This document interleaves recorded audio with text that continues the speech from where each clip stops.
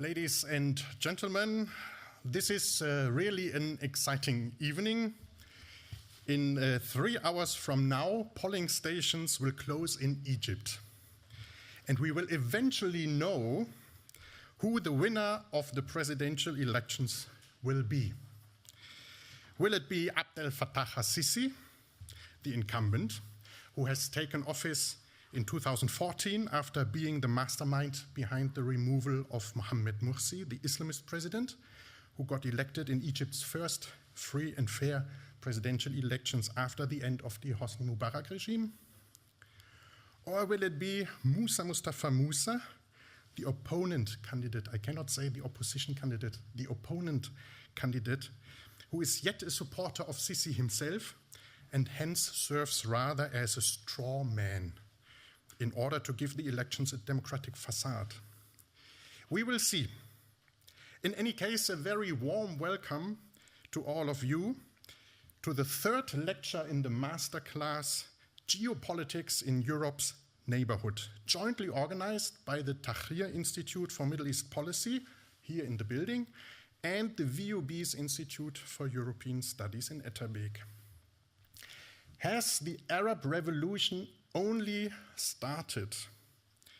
The topic of this evening leads into a heated debate that already starts with the terms. Has it been a revolution that we witnessed in the Middle East and North Africa since 2010, 2011? Has it been an uprising?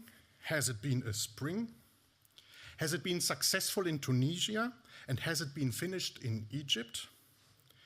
Are the outbreak of violence in Yemen, Syria, and Libya the definite perversion of what protesters back in 2011 had hoped for and demanded? Or is this just the price to pay, the way to go for overcoming decade-long authoritarian rule and dictatorial leadership? Will democracy prevail? So, has the Arab Revolution only started? We could hardly find a speaker who is more qualified than our speaker tonight, Koert Debeuf. I believe it's almost unnecessary to introduce him here to the audience tonight, as almost everybody in Belgium knows him, at least everybody who is interested in politics, as he was the strategic advisor and spokesperson of former Prime Minister Guy Verhofstadt, and also continued working for him when Guy Verhofstadt started working as deputy in the European Parliament in 2009. And now, we probably know this, Guy Verhofstadt is the leader of the liberal faction, the Alliance of Liberals and Democrats for Europe, shortly ALDE.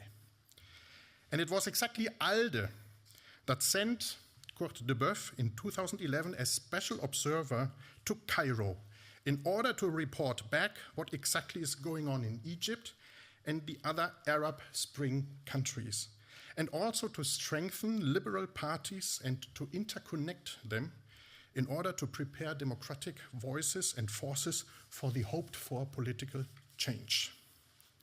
Well, if I may say, this endeavor has turned out not so particularly successful, at least in Egypt. But what has come out of your 3 years in Cairo, dear Koert, is this book, Inside the Arab Revolution, of which we all benefit and which can be purchased outside after the lecture, and from which I am sure we will hear a bit tonight. Let me quote just one short paragraph that you have written in here on page 39. Koert Debeuf writes, "The Arab Spring is an earthquake deep under the water.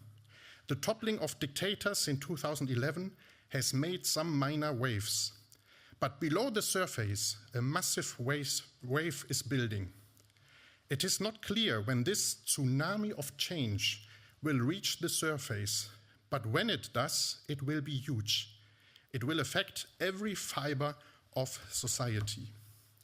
Ladies and gentlemen, I'm excited and very much looking forward to Koert Debeuf's lecture and your insights.